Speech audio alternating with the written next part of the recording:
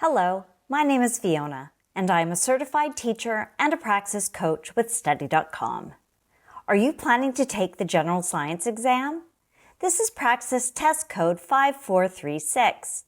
Praxis 5436 is a general science test with several subtopics. This worked solution set covers the subtopic of task of teaching. Let's review the types of questions you can expect to encounter on the exam. Problem number 1. When charcoal is used for cooking food, which of the following energy transformations is taking place? Chemical energy to heat energy to kinetic energy, heat energy to electrical energy, or chemical energy to mechanical energy. When charcoal is used for cooking, various energy transformations occur. Heat energy to kinetic energy involves motion, like a steam engine, but since there's no movement in a charcoal grill, this transformation is inapplicable. Heat energy to electrical energy happens in thermoelectric generators, but a charcoal grill does not produce electricity, so this is also incorrect. Chemical energy to mechanical energy, seen in engines where chemical bonds create motion, is not relevant for a grill focused on generating heat. The correct transformation is chemical energy to heat energy. Burning charcoal releases chemical energy as heat used for cooking. Therefore, the energy transformation in a charcoal grill is chemical energy to heat energy. Problem number 2. There are minute substances inside the body that do not trigger an immune response on their own. However, when combined with a larger molecule, they behave like antigens and trigger an immune response. Which of the following substances is described? Viruses, haptens, spores, or allergens? In the human body, some minute substances do not trigger an immune response on their own, but do so when combined with a larger molecule. Viruses, which invade cells and trigger strong immune responses independently, are not the correct answer.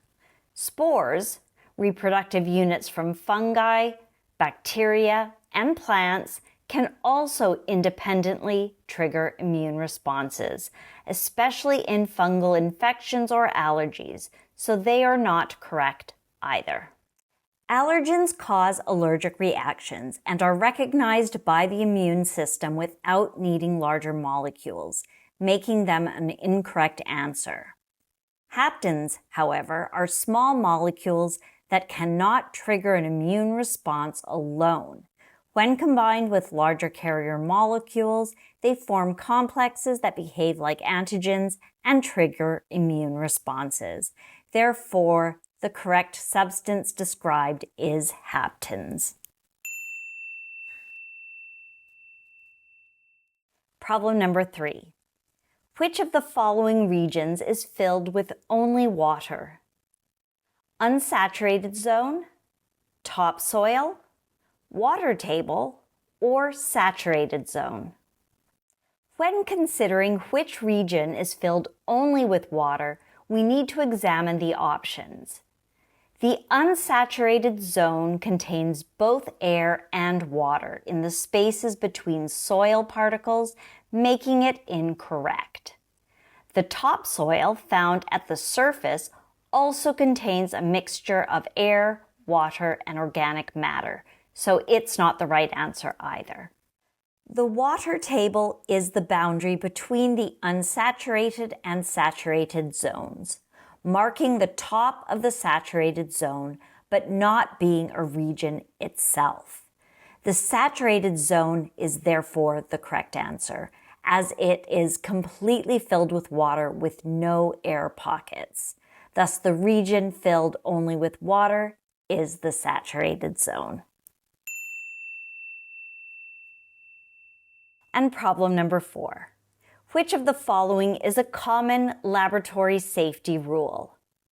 Dispose of chemicals by pouring them down a drain. Call poison control before washing a chemical off your body. Wear personal protective equipment, PPE, at all times. Or do not assume chemicals are automatically hazardous.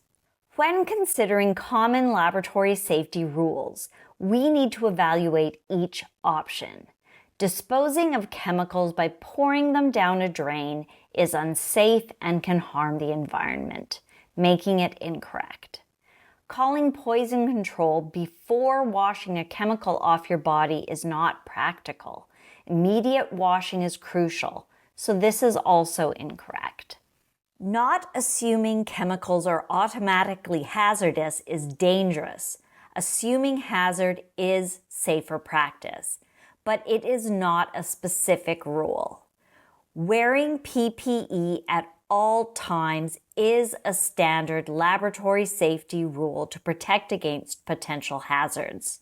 Therefore, the common laboratory safety rule is to wear personal protective equipment at all times.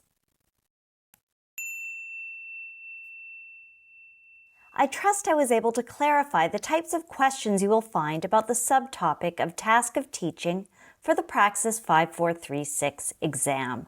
Please remember to like and subscribe to this channel so that with Study.com's help, you will feel well equipped and well prepared on exam day. Bye for now.